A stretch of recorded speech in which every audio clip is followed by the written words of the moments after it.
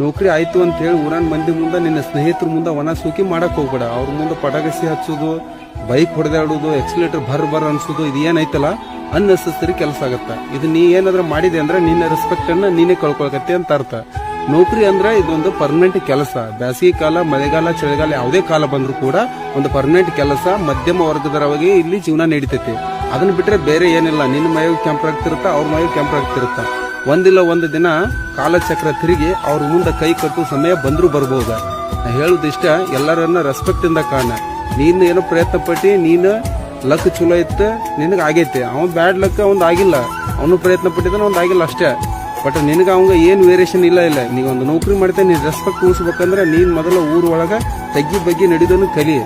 ಅದನ್ನ ಬಿಟ್ಟು ವನ ಮತ್ತೊಬ್ರು ಮನ್ಸಿಗೆ ನೋವು ಮಾಡೋದು ಏನೈತಲ್ಲ, ಅಲ್ಲಿ ನಿನ್ನ ರೆಸ್ಪೆಕ್ಟ್ ಅನ್ನ ನೀ ಕಳ್ಕೊಳಕತ್ತೆ ಅಂತ ಅರ್ಥ.